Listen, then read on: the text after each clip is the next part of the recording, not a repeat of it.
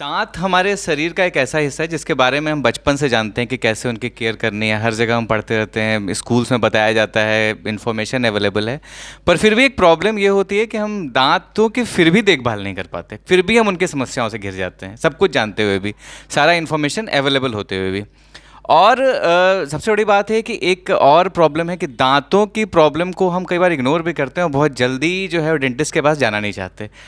पता नहीं हमारे पास क्या समस्याएं हैं, क्या डाउट्स हैं हमारे मन में कि जल्दी हम डेंटिस्ट के पास नहीं जाते। क्या डर है, क्या प्रॉब्लम्स है हमारे दिमाग में, और क्वेरीज हमारे पास बहुत होती है जिसके सही सॉल्यूशन हमको नहीं मिलते हैं। तो आज हमारे पास रामगढ़ के जाने माने डेंटिस्ट डॉक्टर अखिलेश आए हैं यहाँ पर। उनका बहुत बहुत धन्यवाद। कुछ क्वेरीज जो है जो लोगों के दिमाग में आती है, उनके आंसर्स हम इनके थ्रू जानने की कोशिश करेंगे। डॉक्टर अखिलेश, आपका बहुत बहुत धन्यवाद ये वीडियो बनाने के लिए।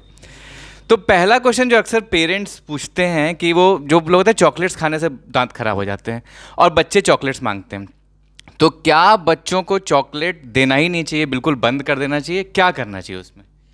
बच्चों को एज सच टोडलर्स को मतलब toddlers means before 2 years chocolates नहीं देना चाहिए। But after 2 years we can give chocolate once in a week at least we can give.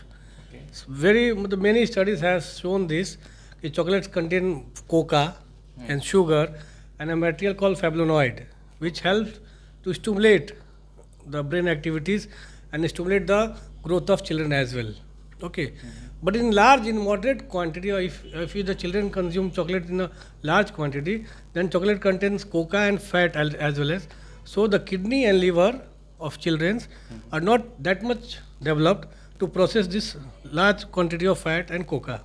So in large or moderate quantity of chocolate should be avoided. इसका answer देने के लिए। और अगला एक क्वेश्चन, ये तो बच्चों से रिलेटेड क्वेश्चन है। अगला एक मार्केट में मिसकंसेप्शन बहुत फैला हुआ है कि डेंटल क्लीनिंग से दांत ढीले हो जाते हैं, इसलिए डॉक्टर के पास जाके कभी दांत की क्लीनिंग नहीं करवानी चाहिए। वो एक स्कैम है जिससे डेंटिस्ट जो है आपके दांतों को ढीला कर देंगे, आपके मसूड़ों को ढीला कर देंगे। सर इसके बारे में बताइए। नहीं, क्लीनिंग एज सच पेशेंट का रिक्वायरमेंट बहुत कम होता है, ये डिमांड होता है। Like patient complains bleeding gums, bad breath sometimes. Okay, तो very few patient come to us to clean they मतलब they say the clean my teeth and all, है ना। But it demands like it is a part of treatment. If patient is suffering from you can say in the layman term पायोडिया, okay, जिंजाइटिस, then उसमें bleeding gums होता है। ठीक है, तो ये not as a fashion, ये उसमें डिमांड है ट्रीटमेंट का कि इसको क्लीन करना ही है। ठीक है, to remove the tartar and calculus and all. So once in a 6 month, if a patient suffering from pyorrhea or gingivitis they can go for cleaning of their teeth.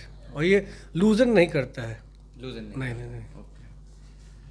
तो एक बहुत से लोगों का कहना, एक बार मैंने कहीं पढ़ भी लिया था कि दिन में एक ही बार ब्रश करना चाहिए, 2 बार ब्रश करने से आपके इनेबल्स जो घिसने लगते हैं कमज़ोर हो जाते हैं। तो ये मिसकंसेप्शन है, लेकिन डॉक्टर्स बोलते हैं कि 2 बार ब्रश करना चाहिए। इसका क्या फैक्ट है, इसका क्या रियलिटी क्या है? मतलब आप मेरे से पूछोगे तो मैं तो बोलूँगा 3 बार ब्रश करना चाहिए। Like after every meal, after breakfast, after lunch, after dinner. Okay, so ऐसा कोई ये नहीं है कि ज़्यादा ब्रश करेंगे तो इनेमल घिसेगा, ऐसा कुछ भी नहीं है। ठीक है, but the technique should be proper. Should not do like in hurry-burry motion, in hurry-burry like zigzag, like to and fro movement. Okay, it should be in proper motion. तो वो बताया जाएगा बाद में कैसे कैसे किया जाता है। And bristles should be soft, तो ब्रश के जो ब्रिसल्स होते हैं वो सॉफ्ट होने चाहिए। और एक प्रॉपर मोशन और ब्रशिंग टेक्निक होता है, तो हम लोग बता देते हैं पेशेंट्स को, यहाँ भी बाद में बता देंगे। तो उसे करने से 3 बार करने से भी इनामल घिसेगा नहीं। तो इट्स ए हेल्दी प्रैक्टिस कि आप दिन में जितनी बार भी ब्रश करना चाहें, ओके, 2 या 3 बार ब्रश करें और प्रॉपर टेक्निक से करें। एक क्वेश्चन अक्सर ये है कि आजकल डॉक्टर्स दांत निकालना क्यों अवॉइड करते हैं और रूट कैनल ट्रीटमेंट क्यों प्रीफर करते हैं? बिकॉज ऐसा बहुत से लोगों का कहना है कि रूट कैनल ट्रीटमेंट में काफ़ी कॉस्टली प्रोसेस होता है, लोग अफोर्ड नहीं कर पाते, शायद डॉक्टर्स अर्न करने के लिए ऐसा करते हैं। तो इसके पीछे क्या सच्चाई है सर? भी एक लिमिटेशन है, सभी ऐसा नहीं कि जो भी दांत सड़ा है वो पेशेंट का उसको रूट कैनल कर ही सकते हैं। ठीक, उससे लिमिटेशन है।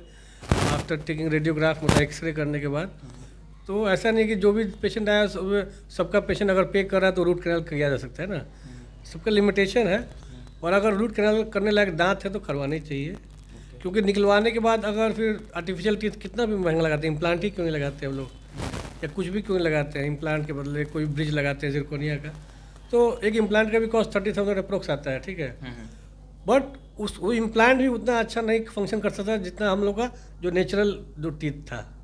तो as far as possible if there is a chances of saving teeth 30% also we can go for RCT। So इसका होता है RCT इज ऑलवेज बेटर और cost effective also as compare to implant. Sir final question, मैं ज़्यादा समय नहीं लूँगा। Final question एक ऐसा कोई फाइनल एडवाइस आप लोगों को देना चाहेंगे जो शायद लोग नहीं जानते होंगे, जो आपका बेस्ट एडवाइस है आपके पेशेंट्स को? मेरा एडवाइस है कि हम लोग जो है छोटे शहरों वाले या जो बड़े शहरों में भी अभी भी हम जो है मतलब regular checkup, routine checkup dentist के पास नहीं कराने जाते हैं। सो हम सबको, बच्चों को भी एवरी 6 मंथ अपने नियरेस्ट डेंटिस्ट के पास जाके रूटीन चेकअप कराना चाहिए कि अगर कुछ इनिशियल स्टेज में केरीज भी है तो उसे बहुत सस्ते से ट्रीटमेंट और तुरंत ट्रीटमेंट हो जाता है। और अगर किसी को इंटरडेंटल स्पेस है, मतलब दांतों के बीच में गैप होता है, तो कोई नॉनवेज खाता है या कुछ भी सैलेड वगैरह खाता है, फंस जाता है, उस केस में टूथपिक ना यूज़ करके डेंटल फ्लॉस आता है तो उसको यूज़ करें, that will be good. Okay, हमसे बात करने के लिए बहुत बहुत धन्यवाद डॉक्टर साहब। आशा करता हूँ कि ये जो एडवाइस आपने दी है इससे लोगों को बहुत ज़्यादा जागरूकता मिलेगी और लोग अपने दांतों के केयर को लेके बहुत ज़्यादा और केयरफुल होंगे। Thank you, thank you.